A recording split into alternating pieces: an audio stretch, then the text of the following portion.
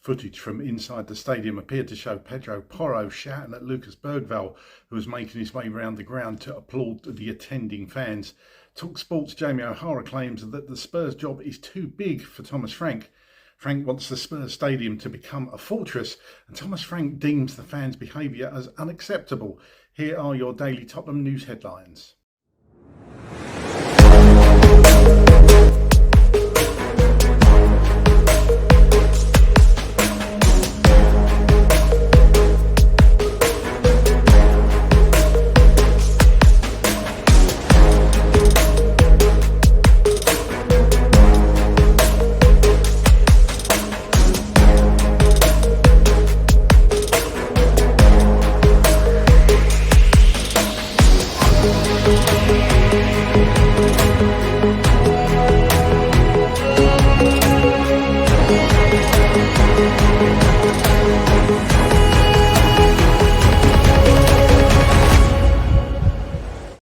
Hello, welcome back to the channel. My name's Craig and here are your daily Tottenham news headlines where I'll be going through all the latest news, rumours and reports.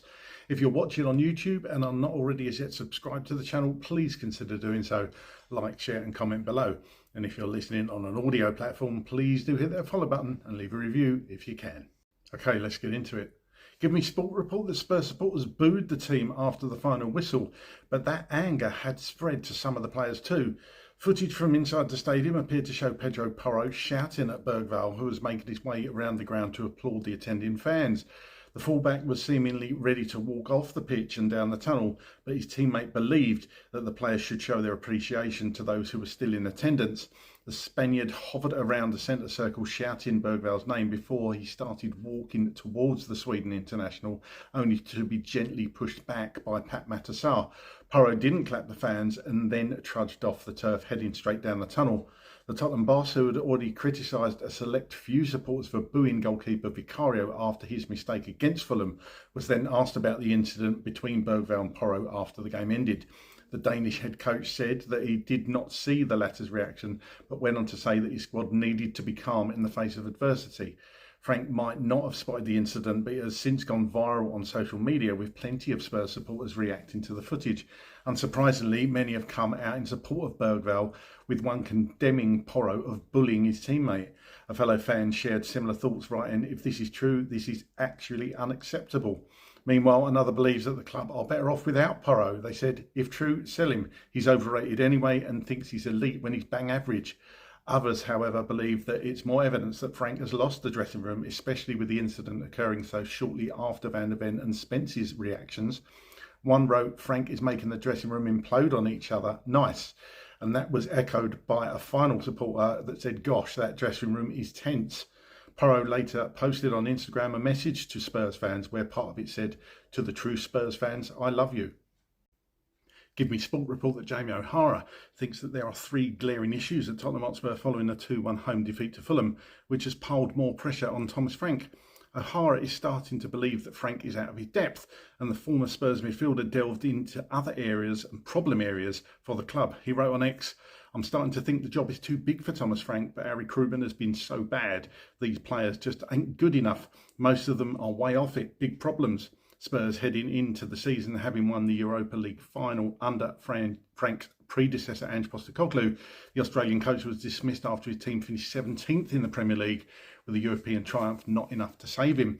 Frank was expected to build an exciting counter-attacking team after replacing Postecoglou and trying to replicate what work achieved during his time at Brentford, but a worrying start to his reign has many questioning if he's right man for the job. The Mirror report that Thomas Frank claimed on Thursday that he wants to make the Tottenham Hotspur Stadium a fortress. You have to admire his wishful thinking, because Spurs have now just won 3 of their past 21 Premier League home matches after Fulham punished a wretched first half defensive horror show. The Danes, wilting Europa League champions, look starved of all inspiration. They have now just won 3 of their past 13 matches in all competitions. It's scarcely believable that Tottenham, who were rightly booed off by their supporters, have become scared of their own shadow on the patch in a £1 billion state-of-the-art stadium. Fulham came into this clash as one of only 2 sides alongside Wolves yet to taste victory on the road in the Premier League this season. Perhaps unsurprisingly, basement boys Wolves' sole away point was banked against Spurs. Football 365 report that Thomas Frank could have picked any word. He could have called it unhelpful to boo Guillermo Vicario during the defeat to Fulham, or disrespectful. Maybe unpleasant would have worked, perhaps unnecessary too, but he had to go for the word unacceptable, in turn supplying ample ammunition for those same supporters he decided to call out after yet another home abomination. They probably deem it unacceptable to win fewer Premier League home games in 2025 than West Ham, Wolves and Sunderland. They might think it unacceptable to slip below Frank's former club in the table. They might feel it unacceptable to rank below every team bar Wolves and Burnley for shots per game. They could consider it unacceptable for the entire team to have played a league low 6 through balls all season, as many as James Tarkowski has mustered on his own. Being 2 goals down at the earliest point in the club's entire Premier League history at home to a team which has won away on the penultimate day of last season, that right there is unacceptable. It has taken Frank 5 months to achieve what his predecessors managed in much more time. Ange Postecoglou took nearly 2 years to properly and publicly turn on the fans, while Jose Mourinho and Conte waited admirably longer to explain in painstaking detail just how much they fundamentally despise Tottenham Hotspur Football Club. In being pushed over that edge so remarkably quickly, Frank has drawn battle lines for a conflict he cannot possibly hope to win. Pedro Porro vowed that they are going to bring the same attitude and ambition from the Parc des Princes in midweek to the Tottenham Hotspur Stadium on Saturday.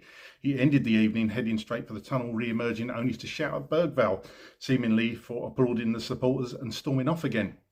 Frank, seemingly eager to pick unwinnable fights with the fans, might be better served figuring out why such insolence is becoming a running theme after insipid home defeats, and why his players felt compelled to hold a sort of impromptu team talk on the pitch at half-time before retreating to the dressing room. Those acts feel a little more unacceptable than fans openly wondering why they are choosing to spend their time and money on watching this mess every other week. Okay, here's my thoughts on those stories today. We got to talk about Fulham. Another dreadful display. Players coming off the pitch looking fed up, but hey, come on, us supporters were a bit fed up as well. And to see Porro shouting at Bergvall, I haven't really got to the bottom of this, what it was all about, but from what we're led to believe, the players deciding now whether this was on their own or through Frank. I can't believe it's through Frank, because he's always, to be fair to Thomas Frank, been a big advocate of applauding the fans win, lose or draw. But Porro seemed to be shouting at Bergvall that he shouldn't be applauding the fans, probably because the fans, or a section of them, were booing Vicario. Now, I've said many times I don't agree with fans booing players during the match. I just don't think it helps anyone. So I personally wouldn't be doing that. I get the frustration, but, vent your booing at half-time or full-time if the club's doing badly. You know, I think that's acceptable. Some people would say you shouldn't boo at all. But how are the fans going to get across their feelings if they're not happy with something? Just stand up and applaud regardless. The performance was dreadful, again, against Fulham. And the fans are quite rightly upset, embarrassed, frustrated.